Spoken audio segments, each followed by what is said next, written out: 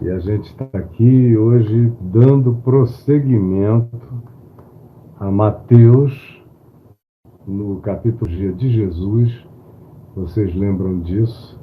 E hoje nós vamos seguir adiante.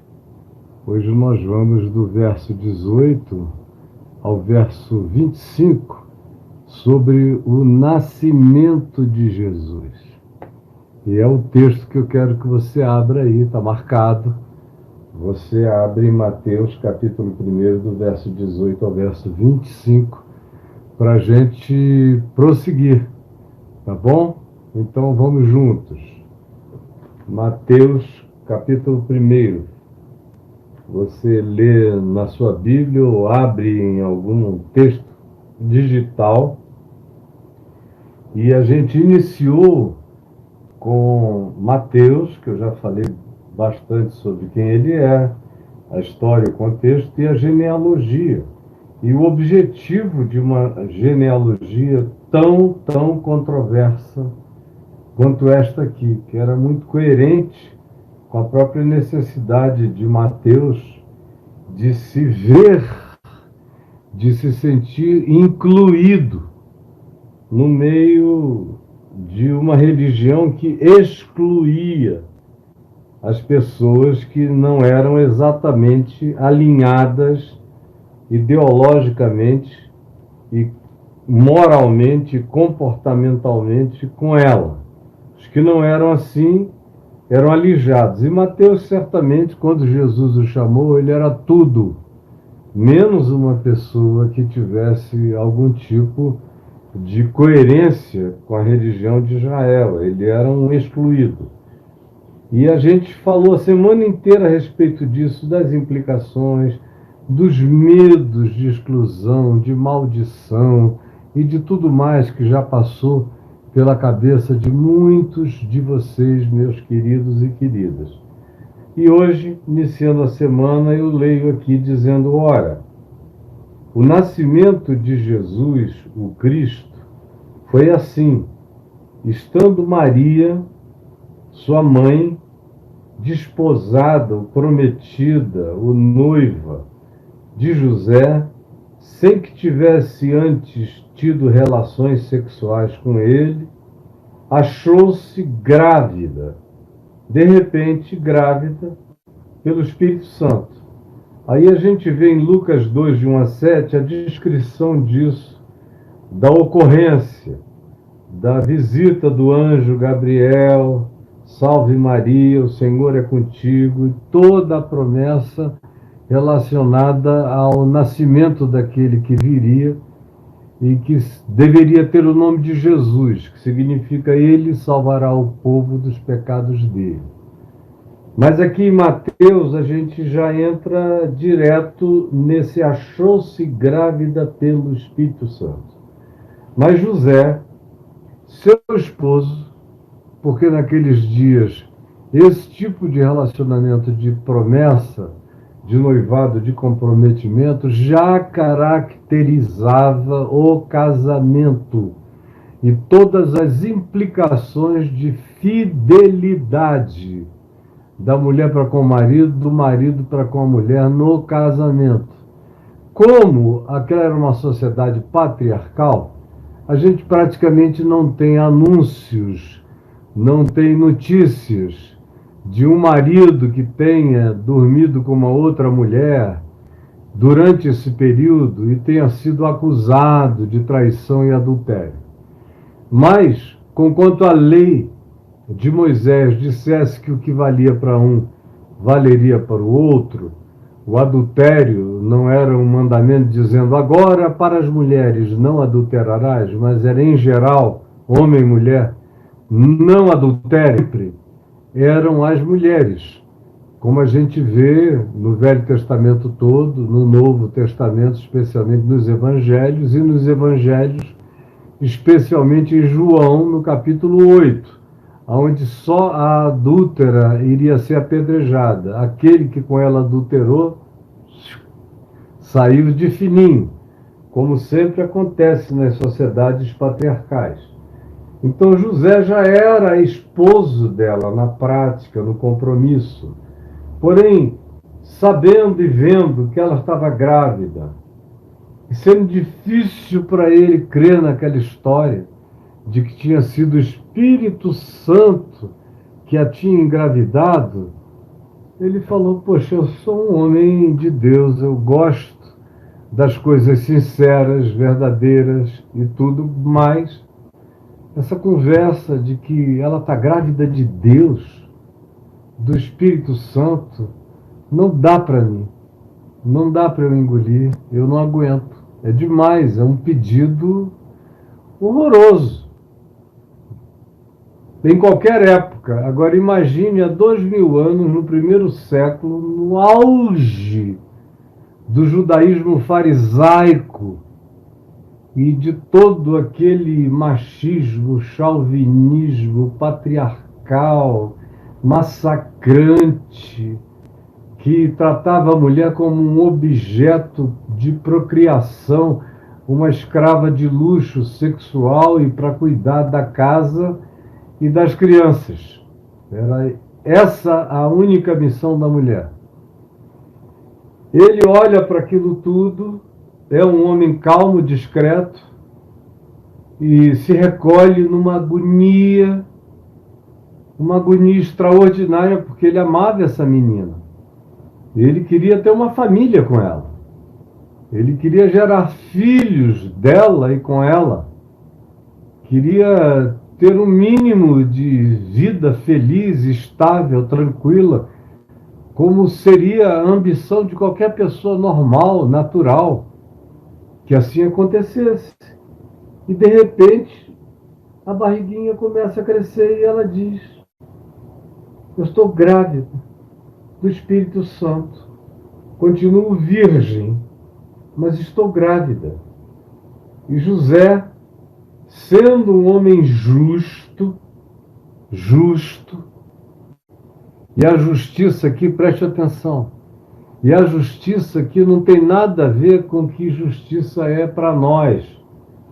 Hoje em dia morreram todos os critérios e as categorias de justiça divina, justiça celestial, justiça interior de caráter, justiça de princípios, justiça de convicções de fé, justiça que frequentemente levava o indivíduo a um estado de renúncia, de silêncio, para não infamar, para não chamar juízo sobre o outro, sobre, no caso, sua mulher, sua noiva, esposa, porque seria inevitável que ela fosse apedrejada na vila de Nazaré, onde todo mundo se conhecia, e aonde é óbvio que cada um olharia para o lado para ver quem eram os jovens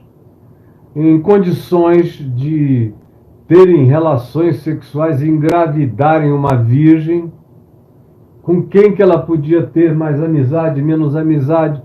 Todas essas boatarias perpétuas da sociedade humana aconteceriam, e ele não queria nem que ela ficasse sob questões, nem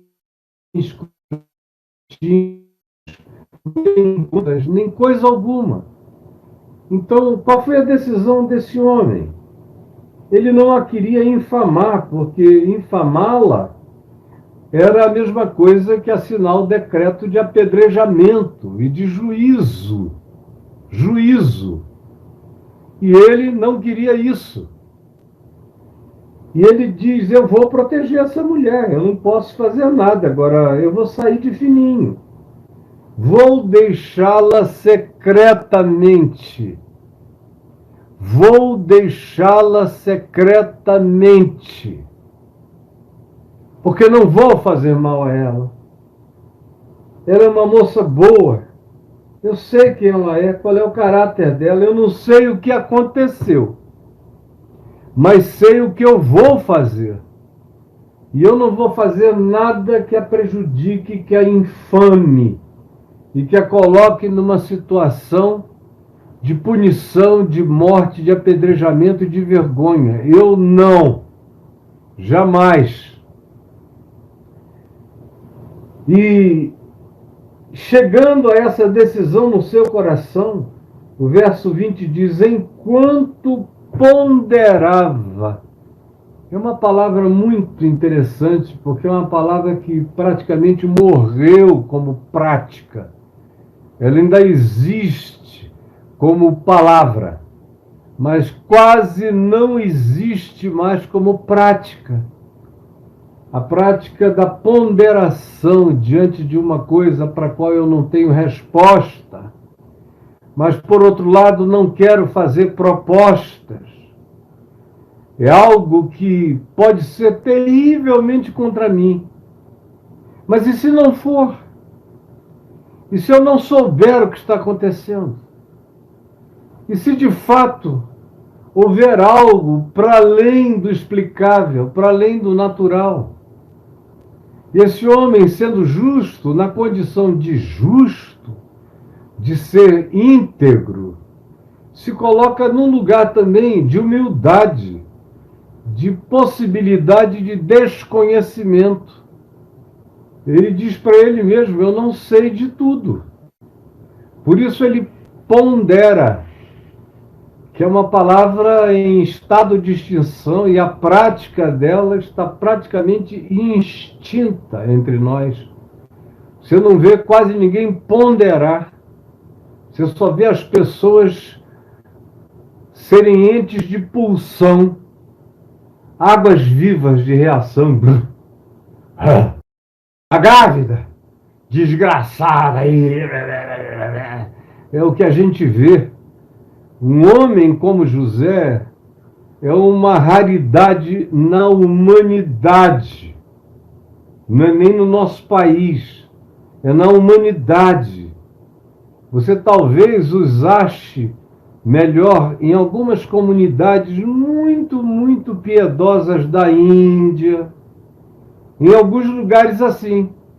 Mas na maioria do mundo, onde não existe um mínimo em algumas tribos de delicadeza masculina para com a situação da mulher, e o Brasil com certeza não é um desses lugares, aqui ela era objeto imediato, seria de feminicídio.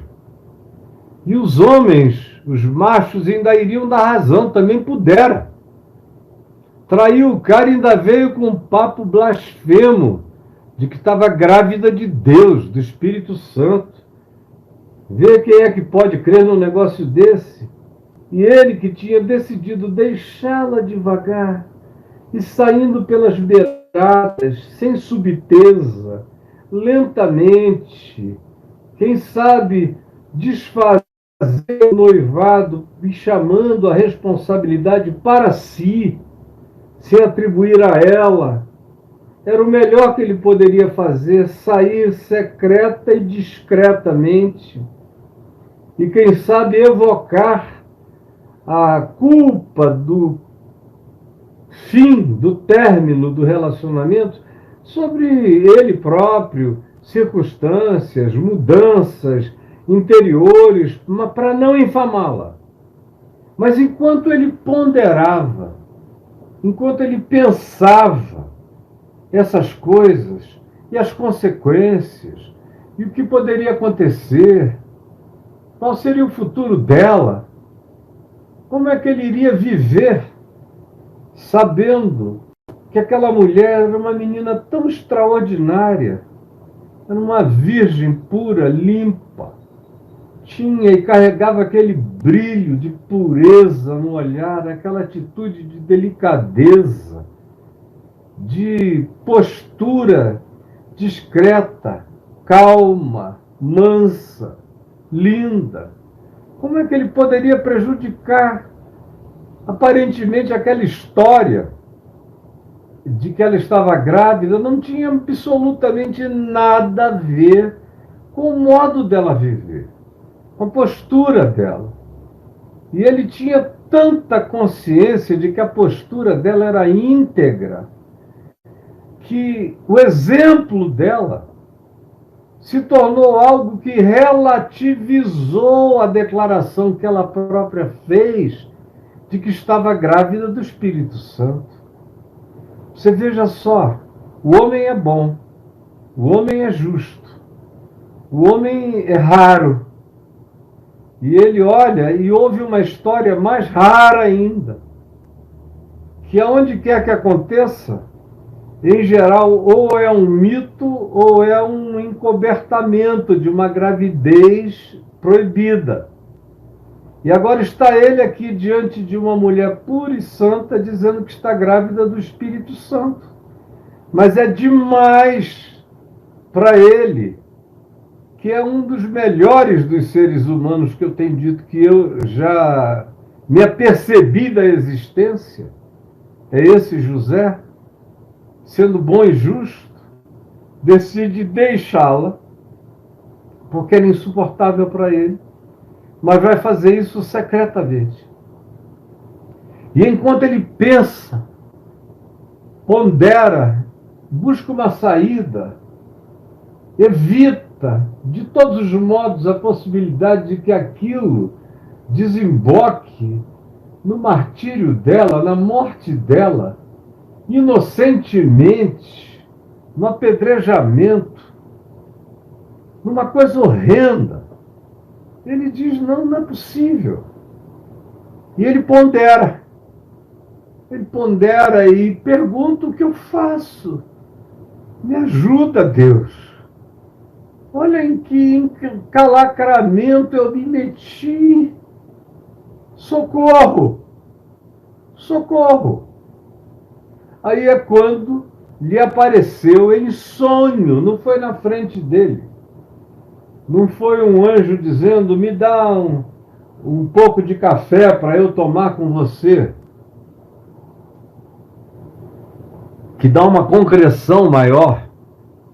Como Jesus, quando quis provar a sua ressurreição a Tomé, disse, pega aqui, toca aqui, olha aqui. Ou, quando os discípulos estavam aturdidos na ressurreição, ele disse, vede que um espírito não tem carne nem ossos como vede que eu tenho. Pegai-me, apalpai-me. E então pediu comida, e eles puseram comida.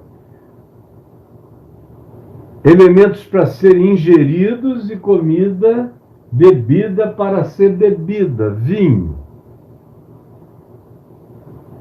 Ali, diante dele.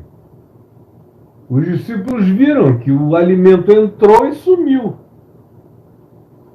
A bebida desapareceu.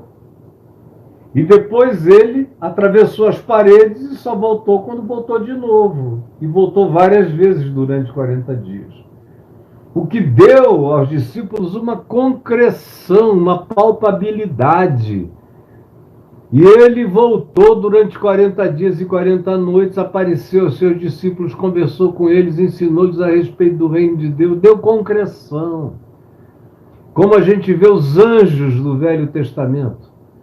Tem concreção, tem capacidade de materialização tão grande, podem tomar formas tão diversas, que eles aparecem como homens, ou para Abraão, por exemplo, ou aparecem como homens tão bonitos que os de Sodoma e Gomorra quiseram aproveitarem-se deles, abusarem deles, inclusive sexualmente. Ou você vê Jacó, que sai no pau com o anjo do Senhor a noite inteira, e é paulada para lá e para cá.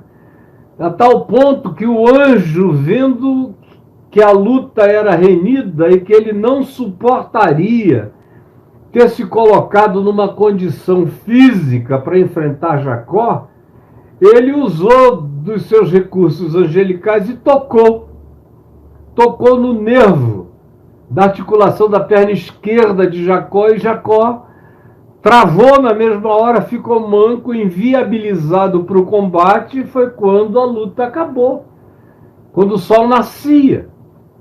Hoje a gente vê anjos, como, por exemplo, No caso dos pais de Sansão, Manoá e a esposa, quando o anjo vem, traz a notícia, eles ficam querendo saber como seria, ele diz, será, e aí ele entra numa chama de fogo e desaparece na chama de fogo. Foi uma concreção espantosa. E há uma quantidade enorme de outras aparições de todos os tipos, com todas as caras, com todos os formatos, até anjos de energia, anjos de relâmpago, anjos de efeitos especiais inimagináveis, de todas as formas, humanoides ou não humanoides, de todos os tipos. Mas nesse caso aqui de José, ele não teve nem a bênção da concreção, da palpabilidade, não veio nenhum tipo de palpabilidade para ele. Não dava. E ele ponderando, ponderando ficou, e ponderando, ponderando dormiu. Mas ele dormiu num estado de ponderação. Ele dormiu num estado de reflexão bondosa. Ele dormiu num estado de busca de solução de vida, não de morte. O apóstolo Paulo diz em Efésios, no capítulo 4, para a gente não deixar o sol se pôr sobre a nossa ira, a nossa raiva, o nosso ódio. José fez o oposto. Paulo diz em Efésios 4, não durmam, não deixem o sol se pôr, uma expressão poética, não deixem a noite chegar, não vão para a cama, não vão dormir com ódio, com ira no coração, porque assim vocês darão lugar ao diabo. Pessoas que vão dormindo noite após noite sobre ódio, sobre mágoa, sobre queixas, sobre vontade de vingança, com a inconformação de não ter feito ainda alguma coisa que puna o outro. Quem é assim, dormindo assim, escancara o inconsciente, abre as portas do inconsciente. O ódio, a raiva, a ira, sobre a qual a gente dorme e introjeta, abre um espaço volumoso para o espírito maligno, para o espírito do ódio, para o espírito do adversarismo crescer, para o espírito do antagonismo, para o espírito da vingança se desenvolverem a nós. E Paulo chama isso tudo de dar lugar ao diabo. O indivíduo que dorme sob o ódio dá lugar ao diabo, que é o pai da mentira, que é o pai do homicídio, que é o pai do ódio, que é o pai dos transtornos, que é o grande antagonista, que é o grande adversário, que é o que trabalha contra a paz do ser, contra o bom senso, contra a sabedoria, contra a calma, contra o equilíbrio. O diabo tem pressa, o diabo tem desespero, o diabo quer ações imediatas, o diabo quer vingança, o diabo quer um prompting de raiva estourando. O diabo é assim. O diabo não ensina ponderação. E José, pelo simples fato de não querer fazer mal a ela, por ser um homem justo, decidir sair da maneira mais discreta, de modo a não incriminá-la, e ainda mais, dedicar-se à ponderação dos acontecimentos, para que não houvesse arrependimento de nenhuma natureza, para que qualquer que fosse a solução não fizesse mal, especialmente a menina, a quem ele amava e respeitava e queria para ser sua esposa. Enquanto ele ponderava, enquanto a mente, olhem a mente, a função mental, da saúde mental desse homem. Esse é um homem mentalmente são. Esse não é um predador, machista, chauvinista, torturador. Não.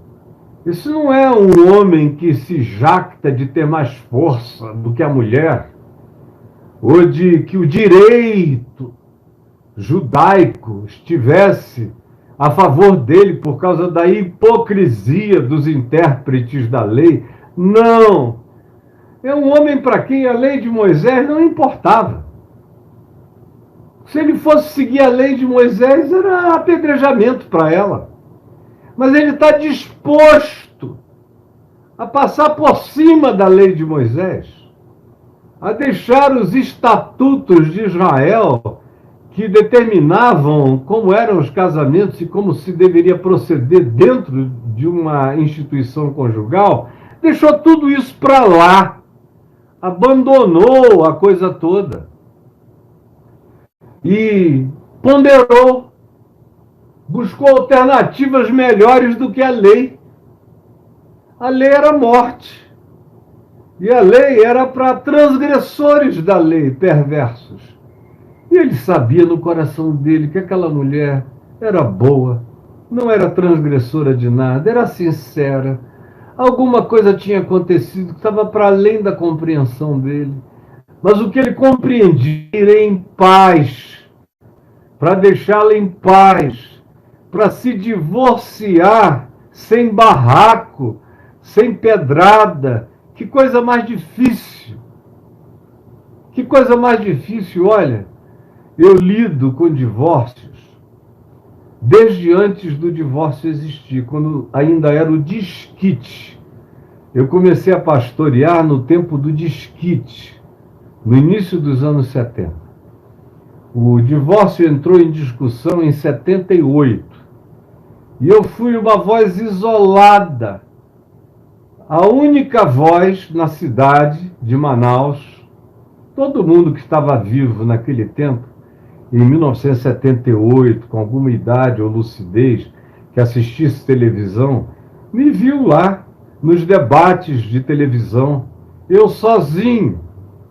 Era o único representante, assim chamado religioso, eu era pastor presbiteriano, contra o arcebispo, o bispo, os padres, o pessoal dos cursilhos católicos, de tudo que era grupo religioso antidivórcio, e só eu e o presidente da Ordem dos Advogados do Amazonas advogávamos o direito ao divórcio, por considerarmos que iria facilitar imensamente mais a continuidade da vida, especialmente das mulheres.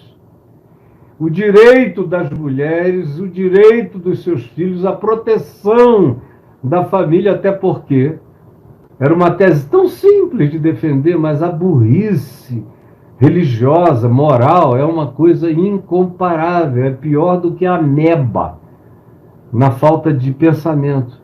E eu dizia, escuta, por que vocês têm esse problema? Essa não é uma lei de imposição, é uma lei de concessão. Ninguém está impondo ninguém a que se divorcie. Eu já tinha 2 filhinhos naquele tempo, o Ciro e o Davi, que nasceram logo depois do meu casamento. Falei, eu não quero me divorciar por nada. E eu não vivi a vida querendo me divorciar.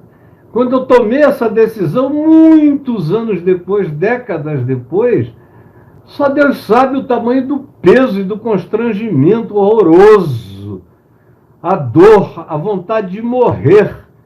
Quantas vezes eu pedi, Senhor, me leva, me mata, mas não deixa eu viver para assistir o que eu nunca queria que tivesse acontecido comigo nem com ninguém. Então eu, em 78, estava lá defendendo a lei do divórcio como concessão para os que precisavam, para aqueles que já tinham uma situação horrorosa. E quem viveu no tempo do desquite sabe como o desquite era um negócio horrível para a mulher. O homem desquitado e nada era a mesma coisa. Ele saía tendo as mulheres que queria. Ninguém dizia aquele homem é desquitado. Ninguém. Mas a mulher desquitada, todo mundo dizia, linda, né? Bonita, tem 3 filhinhos, mas é desquitada. Significava dizer, ela saiu do rol das pessoas aceitáveis e vivia num estado de exclusão. Não era convidada para as festas de família. As amigas ficavam com ciúme potencial da colega desquitada em relação aos seus maridos, especialmente quando era uma desquitada bonita, jovem, gostosa, abandonada pelo marido. Tinha muita mulher que dizia, não, agora ela não entra mais aqui na minha casa. Não. Tinha gente que não aceitava mais uma parente desquitada em casa com medo de acolhê-la por um tempo, e o marido estava ali com talvez 24 anos de idade, 3 anos de idade, contra o mundo inteiro, defendendo o direito ao divórcio, como alguma coisa que faria bem à sociedade e que protegeria a mulher e os seus filhos, e eventualmente até os homens que quisessem andar direito. Então eu sei perfeitamente, muitos séculos depois, o que uma lei antagônica à mulher pode produzir. Produziu aqui, quanto mais há 2000 anos atrás. E aí isso aumenta ainda mais a grandeza desse indivíduo, José, que no meio daquilo tudo pondera uma maneira de sair favorecendo a vida, sem dar lugar nem ocasião à morte.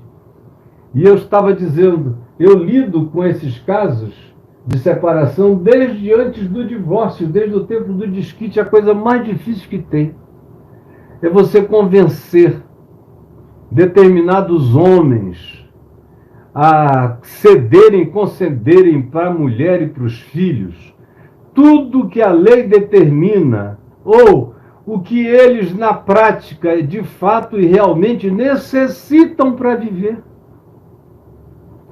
Tem homens que dizem, não, os filhos eram meus enquanto a mulher era minha. Agora que a mulher me deixou, os filhos não são mais meus. Que ela arranje um outro para eles chamarem de pai, um otário para pagar as contas. Eu não vou.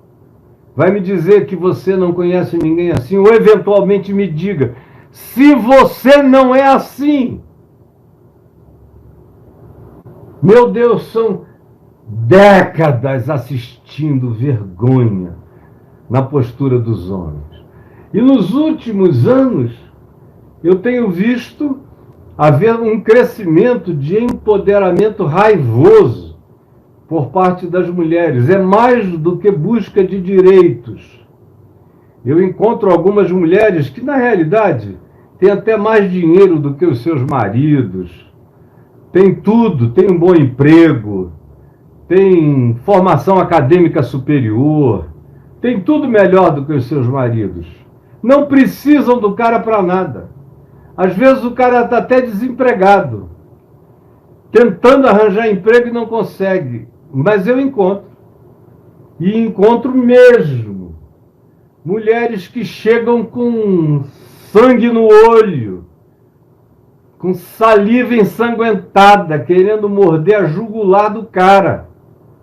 Aí eu pergunto, escuta, ele tem dinheiro guardado? Ele tem poupança? Ele tem bens? Ele tem isso? Ele tem emprego? Não, ele não tem nada, é um ferrado. Eu digo, então escuta, por que você não cuida dos seus filhos? E guarda esse processo para quando ele se empregar. Aí quando ele se empregar, vai ser fácil você constatar quanto ele ganha. E a lei vai incidir sobre ele. Mas se você aplicar a lei para ele pagar alguma coisa, sendo que ele não tem nem o que comer, você não está querendo justiça ou proteção para os seus filhos, você está querendo vingança, e é ódio. E aí você saiu do espírito da lei, passou para um outro espírito. Mas hoje em dia o que vale é o que está escrito na lei aqui dos medos e dos persas. Não tem gente mais com o coração de José.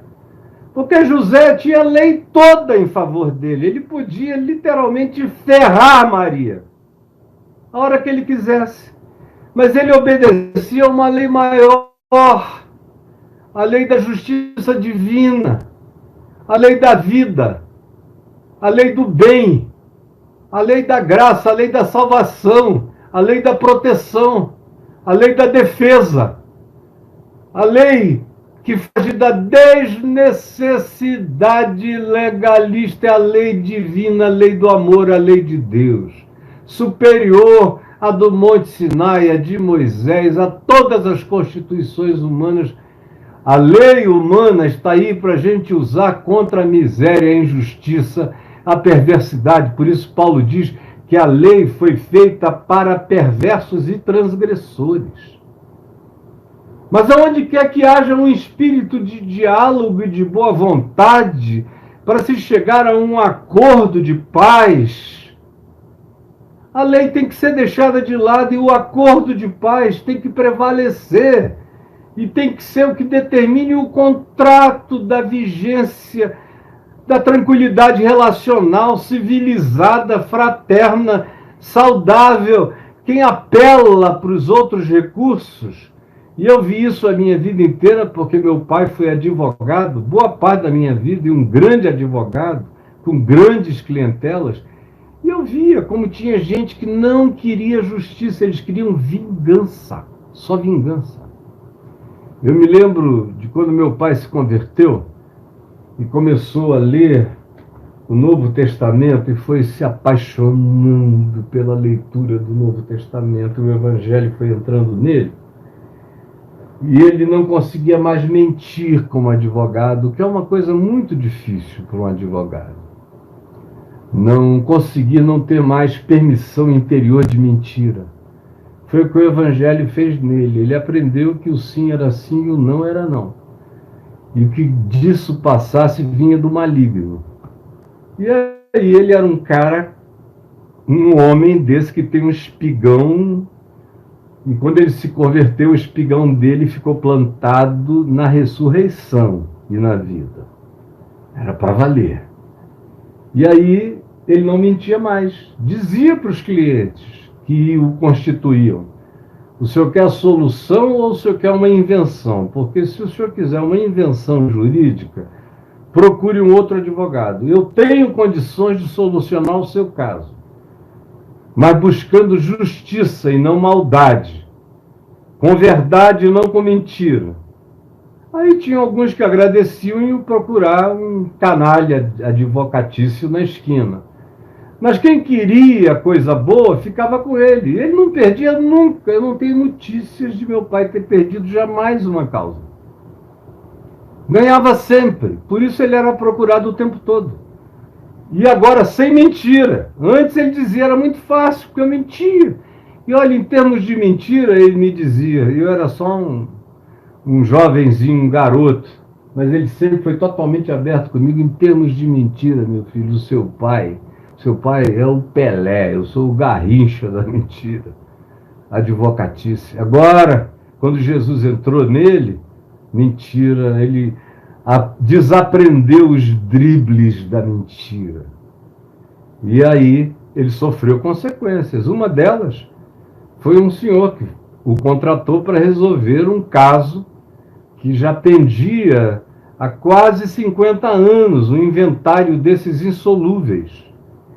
E aí meu pai examinou o caso todo e concluiu que era possível resolver se ele, meu pai, fosse e procurasse todos os membros daquela família que se odiava há 50 anos por causa do inventário, da divisão de bens, cada um queria um pedaço maior. E ele foi, conversou com todos, expôs o que seria justo, todos concordaram. Foi para o escritório, era um dia em que ele estava jejuando, orando, lendo a palavra. Os funcionários dele saíram para almoçar. Como ele estava jejuando, ele ficou quietinho no gabinete dele, lendo. Estava chorando, com o coração queimando do amor de Deus. Quando entrou o constituinte dele, daquele caso, o homem que o constituíra para resolver. E meu pai, com os olhos cheios de lágrimas, a Bíblia aberta, Estava tão mais cheio da alegria do Espírito Santo no coração do que do resultado da solução do inventário. E aí ele virou-se para o homem e disse: Senhor fulano, sente aqui, por favor. Olhe, o nosso assunto está resolvido. O nosso assunto está resolvido, mas deixa eu ler esse texto aqui. Olha que coisa mais linda, seu fulano. E aí leu o texto com lágrimas escorrendo nos olhos. Quando ele acabou de ler, o cara que estava com a mão para trás o tempo todo falou a ele: eu já sei do resultado. Já sei que o senhor estragou o meu prazer. Eu não queria o dinheiro. Eu só queria vingança, ferrar com eles, enrolar e criar dificuldades mesmo. Agora eu estou sabendo que todo mundo aceitou, que a paz vai ser feita e eu não queria paz com ninguém. E aí tirou um revólver. Tirou um revólver de trás e disse: eu vim aqui para descarregar isso na sua cara, Dr. Caio.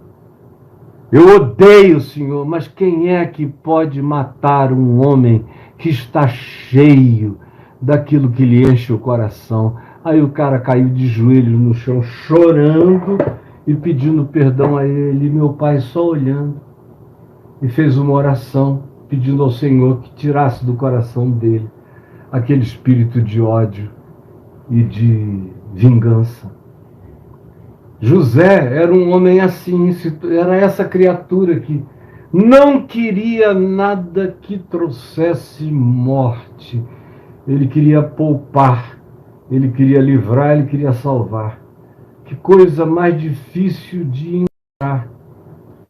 E como eu estava dizendo, hoje em dia, com o empoderamento feminino que é proporcional ao desempoderamento feminino, durante milênios e milênios e milênios e milênios de abuso, como a lei garante equanimidade cada vez maior, o que está acontecendo em alguns casos é que eu vejo até algumas injustiças sendo praticadas.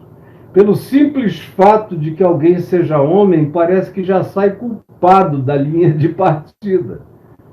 Já sai muitos passos atrás pelo simples fato de ser homem. E vai continuar assim um tempo. Enquanto os homens continuarem a ser esses seres predadores e perversos, vai haver uma exacerbação de direito protetor em razão das humilhações e das perversificações, dos feminicídios e de toda a brutalização do homem sobre a mulher. Agora, tem mulher que abusa também. Tem mulher machista. Tem mulher perversamente chauvinista. Elas só não têm um pênis, mas no mais elas são da hora da vingança. E eu vejo algumas que você propõe, eu chego com soluções. Olha, a gente pode resolver isso com calma. E nada do pior vai acontecer, mas elas não querem. Elas não querem solução. Muitas delas só aceitam a solução que venha pela vingança, por fazer o cara passar pelo menos um tempo na cadeia, ou preso, humilhado, arrebentado, tem que ser. E aí, assim como o ódio no coração do homem abre a porta para o diabo, o ódio no coração da mulher abre a porta para o diabo. O ódio abre a porta no coração de qualquer um. Não importa quais sejam as suas razões no direito, o diabo não está nem aí para as razões jurídicas que a gente possa ter. Preste atenção. O diabo não está nem aí para as razões jurídicas que a gente possa ter. Se houver ódio, o diabo sempre tem o que comer. O diabo não está nem aí para as razões jurídicas que a gente possa ter. Mas se houver ódio, tanto faz. Ele vai ter sempre o que comer, do que se alimentar, e vai ter sempre a energia. Não pensava em nada disso, não cogitava no diabo, não pensava na lei, só pensava no verdadeiro justo. E entrar para a história como um motivador de apedrejamentos. E é esse o ambiente no qual ele está, nessa ponderação, quando ele é visitado num sonho, como eu disse, na subjetividade, no interior, no inconsciente.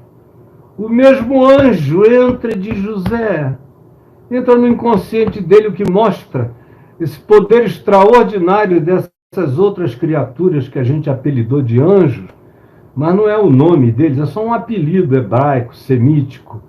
Cada cultura da Terra chama de um modo, como essa geração atual chama de extraterrestre, chama de outras coisas, porque não são dessa ordem de coisas.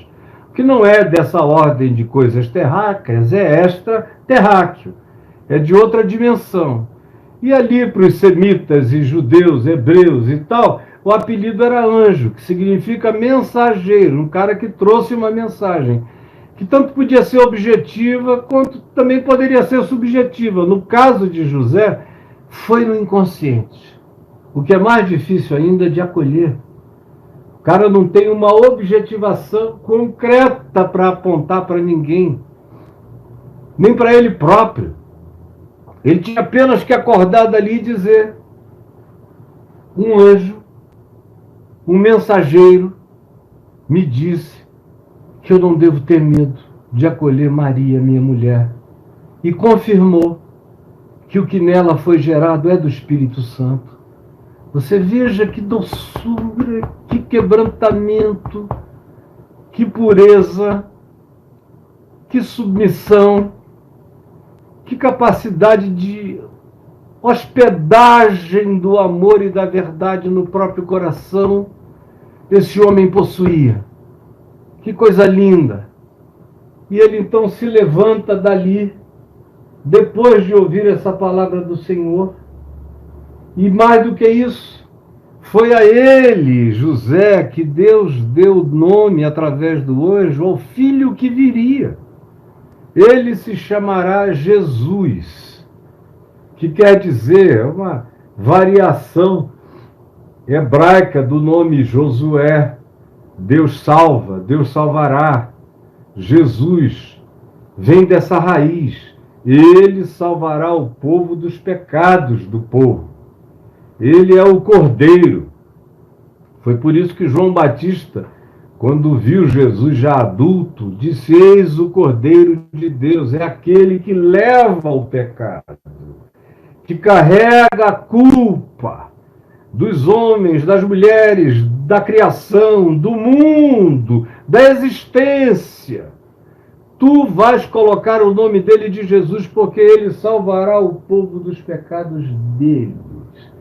É a palavra que José acorda com ela. Ora, tudo isto aconteceu para que se cumprisse o que fora dito através do profeta Isaías. Aí, Mateus, judeu, conforme eu expliquei a semana passada inteira, sobre a constituição do Evangelho e o interesse dele de se comunicar com a genealogia e com o povo judaico, evoca aquilo que para os judeus era importante, ou seja, as profecias. E dentre as profecias, provavelmente as de Isaías fossem algumas das mais fortes, das mais messiânicas, vinham carregadas de muita comprovação histórica, porque Isaías profetizou coisas e coisas e coisas que se cumpriram nos dias dele e logo depois dos dias dele. E as outras coisas que ficaram para o futuro ganharam uma pavimentação de credibilidade na interpretação do povo de Israel extraordinária.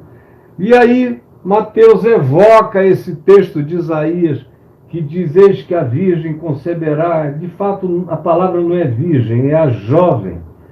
Conceberá e dará à luz um filho, e ele será chamado pelo nome de Emanuel, que quer dizer Deus conosco. Isso tudo José sonhando. Saiu do sonho pronto. Verso 24 diz: despertado José do sono, fez como lhe ordenara o anjo do Senhor, e recebeu sua mulher, foi lá, abraçou, acolheu, e disse: o filho é nosso, eu estou contigo, nada nem ninguém vai nos separar, e eu creio no privilégio que Deus nos dá de você carregar esse ente santo no seu ventre, carregar o Emanuel no seu ventre, e o privilégio que me dá de ser o teu cobertor, o teu amparador, o teu protetor e protetor dessa criança e dos filhos que Deus nos der. E aí diz o verso 25: contudo, apesar disso, José não foi para a cama com ela, não transou com ela. A palavra é não a conheceu, no sentido de coabitação sexual. Contudo, enquanto. Ou seja, essa história de que Maria não só deu à luz virgem, ela deu à luz enquanto era virgem. Ficou grávida enquanto era virgem. Quando o neném nasceu, pelo próprio nascimento da criança, de um filho, ela já foi desvirginada de dentro para fora. E o texto é claro quando diz que José, no entanto, não transou com ela, não dormiu com ela, não teve sexo com ela enquanto ela não deu à luz a Jesus. Depois que ela deu à luz a Jesus, depois do resguardo, depois do período puérpero, aí José foi para a cama com ela. Aí você diz: o que eu faço com as doutrinas que dizem que ela foi virgem, viveu virgem, morreu virgem? É tudo invenção de muitos séculos, é dogma católico romano, não tem nada a ver com a Escritura. E qualquer padre, qualquer bispo, qualquer teólogo católico, qualquer estudioso católico sabe disso. Sabe disso. É que a Igreja Católica também obedece os dogmas construídos no curso desses 1.700 anos pela estrutura institucional romana da religião. Foram acrescentando dogmas que quase sempre eram a imitação de cultos e sincretismos semelhantes à volta do mundo greco-romano. Houve uma absorção sincrética total. Mas Jesus nasceu de uma virgem, Maria, e Maria, como boa judia, depois que deu à luz ao seu filho, gerou muitos outros filhos, e o Novo Testamento menciona seus filhos e suas filhas. Era sinal de bênção em Israel que uma mulher pudesse ter filhos. Era considerado, pela interpretação religiosa perversa, uma discriminação divina, praticamente. Era considerado um opróbrio, essa é a palavra, de uma mulher, se ela não pudesse ter filhos. É por isso que Ana, mãe de Samuel, lá no primeiro livro de Samuel, no capítulo 1, capítulo 2, chora tanto porque a companheira dela, Penina, dava luz a um filho depois do outro. E ela, que era amadíssima, que tinha mais relações sexuais com Eucana, o pai de Samuel, do que provavelmente a outra, não concebia nunca. E a dor dela era essa: isso é um opróbrio. E Maria, como uma mulher judia daquela cultura, tendo dado à luz ao seu filho primogênito, que é Jesus, depois teve relações sexuais com seu marido, como o texto, mais do que implica, declara que foi só um tempo. Quando passou aquele tempo, eles foram para a cama. E tiveram prazer, e tiveram alegria, e geraram outros filhos que vieram ao mundo depois que nasceu Jesus. Aí você pergunta: o que é que isso é importante para nós aqui? Bom, se nada foi importante para você até agora, saia daí, rapaz, vai embora. Vai embora. Quem chegou aqui, a Rosângela, cheguei tarde, é só puxar para o início, Rosângela, e assistir tudo. Você vai ver tudinho. Mas se você chegou a esse ponto e disse: de que me serve? Então você realmente é um ser empedernido, tem esse coração de pedra e fica só falando bobagem, pensando bobagem, não pondera, você só expele expele sentimentos perversos do seu coração. Agora, se você já concluiu, nesse pouco que eu falei, que o que está dito já era o suficiente para converter a sua masculinidade em alguma coisa que seja linda, bonita, e que traga você para aquilo que Paulo chama de até alcançarmos a plenitude do varão perfeito, a plena varonilidade em Cristo Jesus, que é o que a gente encontra em José, essa plena varonilidade. Isso é um homem. O resto é só mamífero com pinto pendurado, são predadores fortinhos, mas não são homens. Há muito pouco homem no mundo. O mundo tem muita população de pessoas identificadas com os humanos, mas tem muito pouco homem. E também está diminuindo o número das mulheres. Ainda tem muita mulher, porque a maternidade salva o coração da mulher verdadeiramente mãe para doçuras que estão se perdendo para todo lado na nossa sociedade. Agora, os homens estão num estado de caoticidade horrorosa. Eles sabem lidar com tecnologia. Deixa eu ver aqui, deu uma paradinha, deixa eu só ver se eu estou com... A realidade é tão trágica que a coisa mais difícil que tem é você encontrar um homem. O Diógenes de Atenas já dizia isso, quando ele saía com a lanterna dele, ao meio-dia ele pegava uma lanterna, a minha lanterna foi tirada, não, está aqui, uma lanterna com uma lâmpada aqui dentro, e ele andava com essa lanterna ao meio-dia, nas ruas de Atenas, na ágora de Atenas, e ele colocava a lanterna na cara dos homens na praça. Aí o pessoal perguntava, o que tu procuras, Diógenes?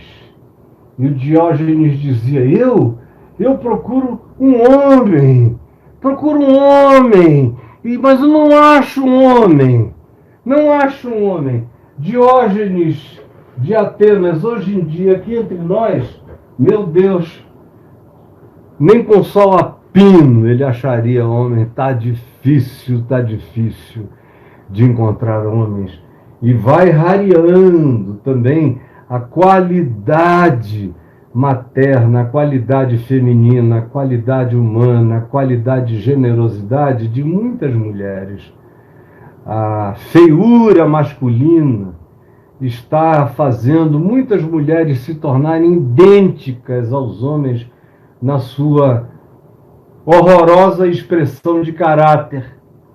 Algumas são até lindas por fora, mas são perversas por dentro, como os homens que as traumatizaram, como os pais que as abandonaram, como as mães que as criaram sem alegria na criação, como sacrifício, e transferiram esse espírito por uma quantidade enorme de mulheres que não precisariam ser mães, não deveriam ter sido mães. Eu cada vez mais encontro mulheres que conversam comigo, não têm filhos ainda, e eu digo, você gostaria de considerar uma palavra minha para a sua vida? Considere a possibilidade de não ter filhos. Não, por quê, pastor? Porque você não tem a menor condição de criar, você não tem paciência, você não tem mente lúdica, você não tem alegria com a presença do infante. A gente vê quando uma mulher tem algum sentimento pelo filho potencial que teria, pelo modo como ela trata crianças em geral. Às vezes eu estou aqui, ou estava aqui quando os meus netos eram menores, atendendo uma mulher que estava na dúvida sobre isso ou aquilo. Aí vinha o meu netinho, pulava no meu colo, minha netinha, abraçado, beijado, ficava ali, eu aconselhando. E a pessoa nem notava que a criança tinha estado ali. Depois a criança, vovô, vou lá para dentro, tá? Vou com a vovó, vou almoçar, tá bom? Vovô, vai lá, meu amor. Vovô daqui a pouco vai, beijinho, beijinho, ele ia. E a pessoa nem aí dizendo, mas eu ainda tenho um filho. Depois de um tempo eu ganhava assim e dizia, por favor, considere. É isso mesmo que você quer? Para que você quer ter um filho? E geralmente as alegações não tinham nada a ver com maternidade. É porque minha mãe teve, minhas irmãs todas tiveram, minhas amigas têm, eu estou quase fazendo 40 anos, vai ficar difícil depois, vou ter que ir in vitro para tentar conseguir. E a pergunta básica nunca é respondida, mas escuta, há um clamor no seu coração, no ventre da sua alma para você ser mãe? Porque se não houver, não faça esse mal a criança nenhuma, pelo amor de Deus. Dito isto, e eu já estou falando aqui há uma hora, eu quero começar a concluir dizendo para você o seguinte, vocês todos que estão me vendo e me ouvindo aqui. O que é o direito prevalente na sua vida? É o direito formal? É o da lei de Moisés? José, como eu já lhes disse, não deu a mínima para aquilo que era um direito adquirido, votado, escrito em tábuas de pedra. Ele não quis saber de nada disso. Ele seguiu a lei do amor. Por isso, ele é o primeiro ser evangelizado da história do Evangelho de Mateus. É o primeiro convertido dessa história. A primeira é Maria, que diz, eis aqui a tua serva, faça-se em mim conforme a tua vontade. Embora eu não seja digna de trazer ao mundo o meu Salvador, Maria sabia que aquele que nasceria dela era o Salvador dela. Maria sabia que ela não era mãe de Deus. Ela era mãe de Jesus, e que Jesus era a manifestação do Cristo de Deus, do Messias. E aquele Messias era o Salvador de Maria, que não era sem pecado, era pecadora como todos os outros, porque todos pecaram, uns mais, outros menos, mas todos carecem da mesma graça de Deus, todos. E o primeiro homem discípulo do Evangelho está aqui, é José, que se converte passando por cima de um tormento horroroso, mas decide no coração privilegiar a lei do amor. A lei do amor, como Tiago, irmão de Jesus, diz. A lei perfeita, a lei áurea, a lei do amor.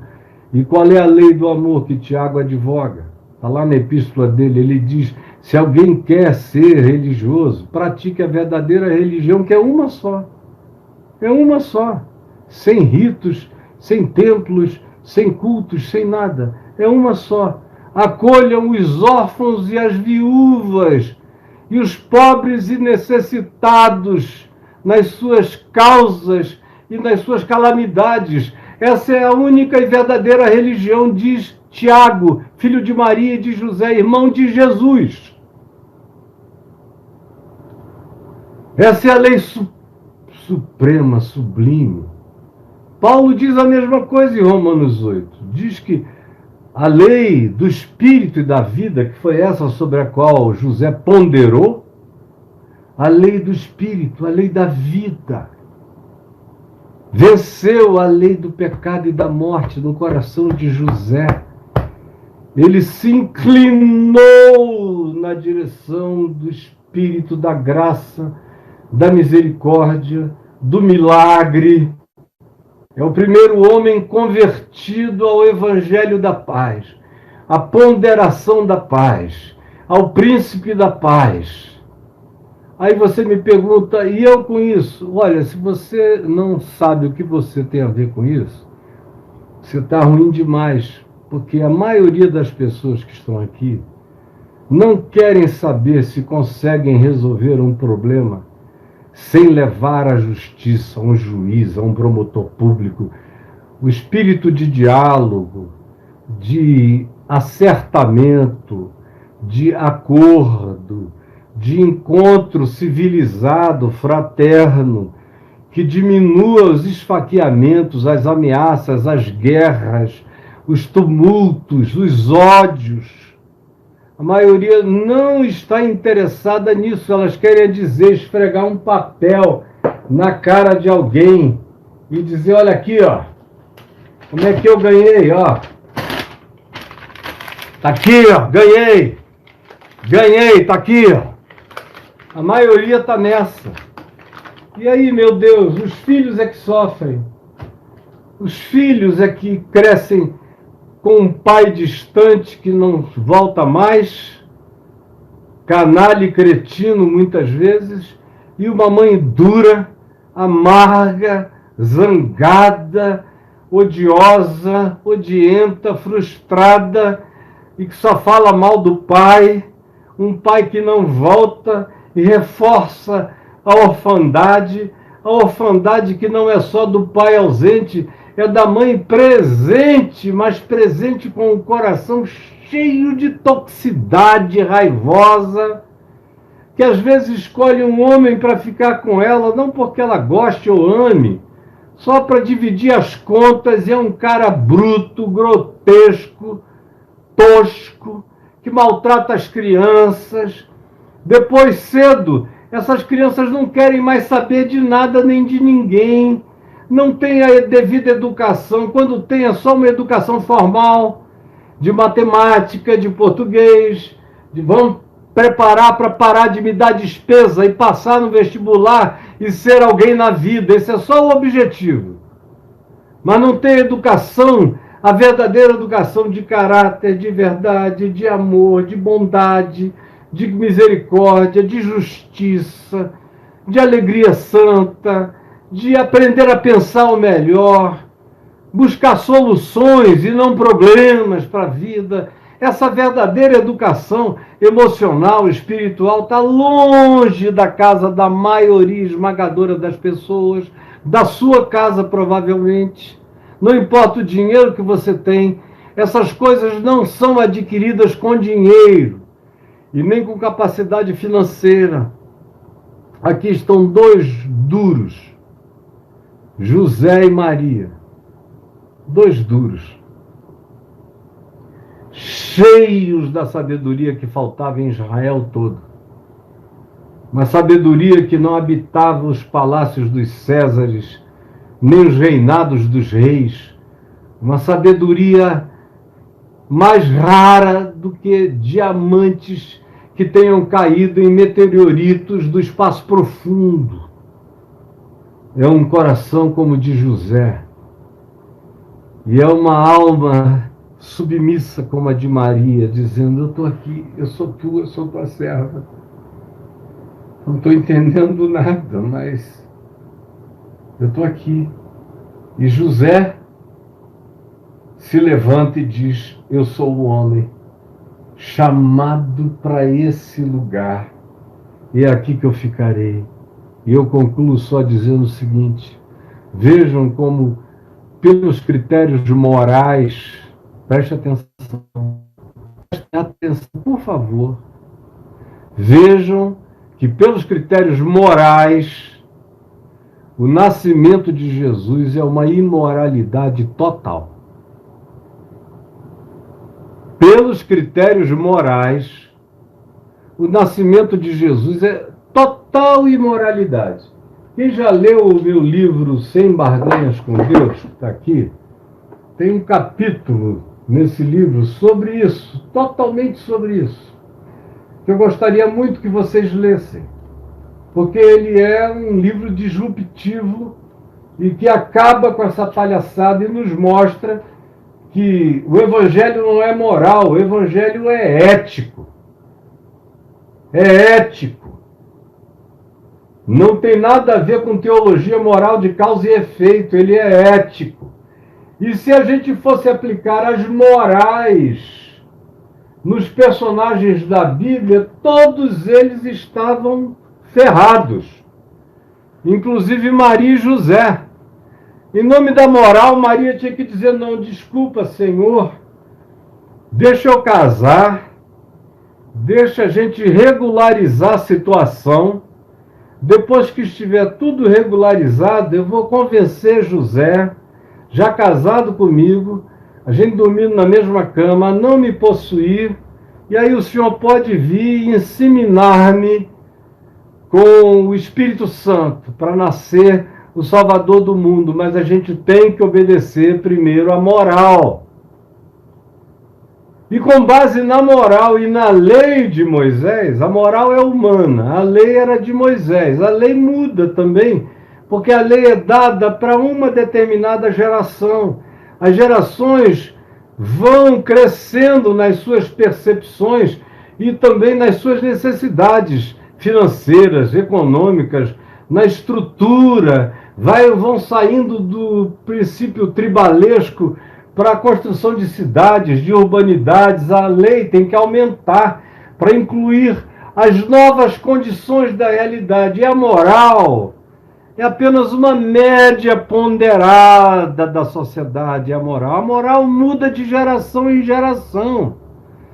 Eu cresci em Manaus com a moral do século XIX, que era a moral do meu bisavô, a moral do meu avô, das minhas avós, a moral dos meus tios e dos meus pais. Eles eram filhos do século XIX do ponto de vista moral. Eu nasci nos anos 50, já comecei a olhar a moral dos anos do século XX. E eu já fui crescendo nela, na moral do século XX. Conhecia e sobre mim praticavam os rigores da moral do século XIX. Eu, todavia, enxergava com os olhos do século XX. Quando eu cheguei aos anos 60, aí a minha cabeça mudou toda, porque aquela geração mudou inteira. E as morais foram todas sendo transformadas ou transtornadas ou mudadas, como você queira definir. E eu segui a moral da minha geração. Depois alterou-se de novo nos anos 80, cada década ela muda. E depois dos anos 2000 para cá, a alteração ganhou velocidades impensáveis, inimagináveis, e tem a ver também com as novas tecnologias, com a engenharia genética. Ninguém precisa mais casar um homem com uma mulher para nascer uma criança. Crianças podem nascer até de homens com homens, de mulheres com mulheres, bancos de sêmen, engenharia genética, pode alterar o que você quiser, pode fazer cada vez mais, e tudo que o homem pode fazer, ele faz. Desde o Jardim do Éden, quando ele viu que dava para alcançar do fruto, que ele tinha dente para mastigar, esôfago para engolir, estômago que fizeram ao Bill Clinton. Por que que o senhor pegou a Mônica Lewinsky? Tanta mulher bonita para todo lado, o senhor casado com uma mulher culta, interessante, porque o senhor foi pegar a estagiária, que nem era essas coisas. Vocês lembram da resposta dele? Uma das respostas mais sinceras que eu já ouvi na vida. Ele falou: simplesmente porque eu podia. Simplesmente porque eu podia. Não tinha ninguém vendo, ela estava lá, ela queria, ela estava totalmente disponível, ela se oferecia, ela sugeria coisas, brincadeiras, e eu podia. Eu era presidente dos Estados Unidos, homem da Casa Branca, as portas fechadas, ninguém entrava naquela sala se eu não deixasse. Eu podia. E assim são os humanos. Os humanos não deixam de fazer o que podem, infelizmente. Quando eles olham, quando nós olhamos e vemos que a gente pode algo, a gente até resiste um tempo. Mas chega uma hora em que a pessoa não resiste mais e diz: ora, eu posso, então que eu tenha, porque eu posso. E essa é a calamidade humana para todo lado, porque eu posso, então que eu tenha. Essa é a tragédia. As pessoas vão fazendo apenas aquilo que elas são obrigadas a fazer, por lei. Do contrário, elas serão punidas. E olhe lá, porque se for um apelo à consciência, cada vez menos gente se curva, se dobra, pondera e cede às certezas profundas que vêm do interior e da consciência. Foi isso que Paulo disse em Romanos, no capítulo 2, você lê aí, do verso 14, 15, 16, 17 para frente, quando ele diz que vai chegar aquele dia em que os judeus que sabiam a lei serão julgados conforme a lei, que eles sabiam, e transgrediam de caso pensado, na hipocrisia, achando que Deus não via. Por outro lado, Paulo diz que muitos que estavam nos lugares mais distantes do planeta, que nunca tinham sabido de nada nem ouvido nada, que não sabem coisa alguma, mas que seguem a lei da consciência, a lei do coração. Quando eles erram, eles ficam tristes, eles se repreendem. Quando eles acertam, o coração deles melhora e eles querem se fortalecer na prática do bem. Paulo diz, olha, esse pessoal não sabe nada de coisa alguma, nem de religião, nem do nome do Deus de Israel, jamais. Nem o nome de Jesus. No entanto, naquele dia, o Senhor vai abrir os segredos dos corações dos homens. E ele repete outra vez, Paulo usa essa expressão mais de uma vez, no dia em que Deus abrir os segredos dos corações dos homens. E ao falar de segredos, ele não está falando de coisas horrorosas que vão aparecer. Isso aí é óbvio. O horroroso na vida do fariseu hipócrita é óbvio. Qualquer um que tem discernimento vê que a hipocrisia está na cara dos hipócritas. Assim como a perversidade está na cara dos perversos. Assim como a maldade está nas práticas do mal. Assim como a inveja está nos atos do invejoso. Assim como a arrogância dos arrogantes e dos cobiçosos e dos ávaros. Pelos seus frutos, Jesus disse, os conhecereis.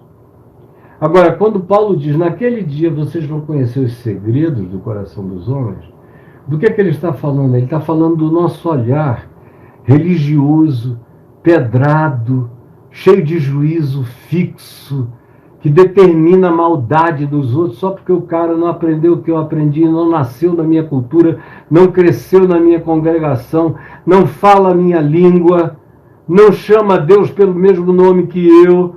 Então a gente julga e o coloca no inferno, e Paulo diz, vai chegar a hora em que quem tem passaporte para o inferno és tu.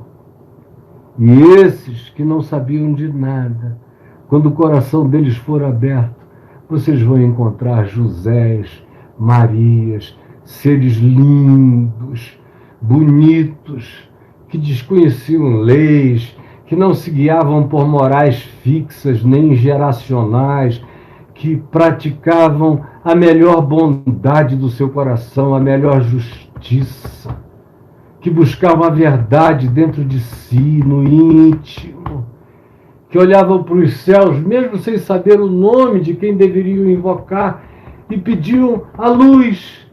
Eu quero luz, eu quero ver, eu quero enxergar.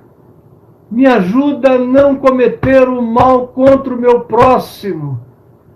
Eu não quero ser um ente de vingança, eu quero ser um ente de paz. Esse indivíduo com igreja, sem igreja, com cristianismo, sem cristianismo, com informação, sem informação, é de Deus. Como o apóstolo João cresceu e aprendeu, a ponto de dizer na primeira epístola dele, todo aquele que ama é de Deus, é nascido de Deus e vem de Deus. Saiba o nome de Deus ou não, se ele é assim, ele é de Deus. Ele tem todos os traços da paternidade divina, ele é a cara do Pai Celeste. A cara. Agora, quem ama, não ama, quem é da mentira, quem pratica a injustiça, quem falsifica a verdade, os dominadores e déspotas do próximo. Podem andar de joelhos, esses nunca viram a Deus, não nasceram de Deus, não conhecem a Deus. Deus é apenas um palavrão nessa boca nojenta de Dagão de Komodo, desses caras bacteriologicamente falando mortais, onde eles lambem, eles matam, de tão venenosos que são. Então me diga, quais são os critérios pelos quais você conduz a sua vida? Você se esconde atrás de eu sabia ou eu não sabia? Ninguém precisa saber de nada, porque todo mundo sabe tudo que precisa saber sobre o que é verdade e o que é mentira, sobre o que é justo e o que é injusto. A diferença é que tem gente boa, tem gente má e tem gente sem caráter. Gente boa não se curva aos apelos de ninguém. Mesmo que fique sozinho, segue o seu próprio coração. Gente sem caráter é aquele ente maleável, que dependendo da quantidade de apelos para lá e para cá, são povo de manada, eles andam com a maioria, eles não pensam, eles não refletem, eles seguem um fluxo. E se tem muita gente fazendo aquilo, eles entendem que por muitas mãos se erguerem para jogar a pedra, como ele não está jogando sozinho, isso tudo é dividido coletivamente, portanto, ele não tem nenhuma porção pesada de culpa sobre ele, porque está tudo rateado. E tem os seres maus, que são como os seres bons, assim como os seres bons não são muitos, os seres maus também não são tantos. Mas eles têm um poder de influência enorme, maior do que a dos seres bons. Porque as pessoas boas têm pudor, têm respeito pelo próximo, não agridem, não violentam, não impõem, não chantageiam. Elas tentam vencer na ponderação, no argumento, no bom senso, no exemplo, na prática do bem, em oração. Mas os seres maus não. Eles matam, eles ferem, eles esfolam, eles apunhalam, eles preparam laço, eles montam a arapuca, eles escondem o buraco para você cair nele e não saber sair. Eles preparam o ardil e puxam e você cai nele. Eles não são tantos, se eles fossem tantos, nós já teríamos acabado há muito tempo, mas eles crescem cada dia mais. Ao passo em que as pessoas boas estão diminuindo. Cada vez que eu recebo uma notícia aqui de que um amigo meu morreu, e graças a Deus, eu só tenho amigos que eu chamo para dentro da minha casa como amigos, que eu ame como amigos, gente boa. Eu amo muita gente ruim, mas não é por causa deles, é por causa de mim, do mandamento de Deus em mim, que é mandamento para amar até quem me odeie, e fazer o bem até quem me deteste, a quem me deteste. Mas esse número está diminuindo. E o número da maldade está crescendo, como Jesus profetizou. Por se multiplicar a iniquidade, a injustiça, a desigualdade. Quanto mais desigualdade de tudo, desigualdade de comida, de alimento, desigualdade financeira, desigualdade econômica, desigualdade cultural, educacional, desigualdade na saúde. Por que de um lado da rua, na estrada de Santos, não morre ninguém no lado da praia? E do outro lado do asfalto, da mesma estrada, morre todo mundo. É uma estrada que é um veio de desigualdades. Esse país, por que as pessoas estão ficando cada vez piores? Por que aquilo que há 30 anos atrás era óbvio, para a maioria esmagadora da população deixou de ser? É porque a população melhorou? Não, infelizmente não é porque ela melhorou, é porque ela vai ficando pior e os exemplos de governança são cada vez piores. Piores e piores. Nós tivemos nos últimos anos muitos péssimos exemplos de governança. Você veja, uma cidade, um estado como o do Rio de Janeiro, já teve 6 governadores presos em sucessão. E o que está no governo não está sem ameaça de prisão. E o povo continua escolhendo gente da mesma laia. E assim vários outros níveis de governança e de instância. Quanto mais o exemplo é de perversidade, é de mentira, é de desumanidade, é de falta de empatia, é de honestidade, falta clareza, falta verdade. Quanto mais seja assim, pior seremos todos. Mais aumentará o número de perversos entre nós. Mais crescerá o número desses seres amorfos, lânguidos, de manada, que apenas seguem e seguem. E os que são gente da bondade de Deus, da verdade de Deus, da justiça de Deus, vão se tornando uma minoria, uma minoria, uma minoria, uma minoria. Meu Senhor Jesus, eu sei que eu falei o que eu precisava falar nesta manhã. E eu te peço que tu nos salves da hipocrisia de um José mau, queria recorrer à lei de Moisés para apedrejar Maria. Ajuda-nos, Senhor, a recorrermos à lei celestial, aquela sobre a qual tu falaste, dizendo aos teus discípulos: em verdade eu vos digo, que se a vossa justiça não exceder em muito a dos teólogos, a dos acadêmicos, a dos fariseus, aos dos profissionais da religião, dos sacerdotes, se vocês não forem pessoas que transcendam em muito essa leizinha da morte, da punição, se vocês não aprenderem o significado da justiça do reino de Deus, que é amor, alegria, paz, fidelidade, bondade, longanimidade, lealdade, mansidão, domínio próprio, essa justiça praticada sem prazer nenhum em vingança, evitando o mal, tanto quanto nos seja possível.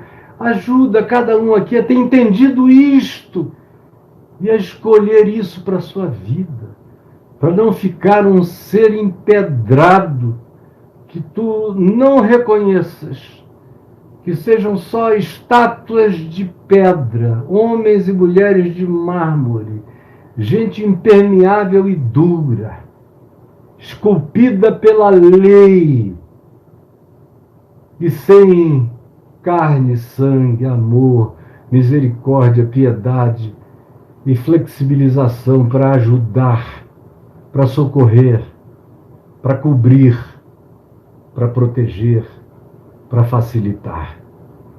Permite que essa palavra tenha entrado no coração de alguém e que produza algum milagre pelo qual famílias sejam salvas, filhos sejam poupados, e também evitando com que aqueles que odeiam e buscam as suas vinganças não fiquem doentes de si mesmos, não morram das doenças produzidas pelos seus próprios ódios, amarguras, toxicidades e malquerências. É o que eu te imploro que aconteça no poder do Espírito Santo, em nome de Jesus. Amém e amém.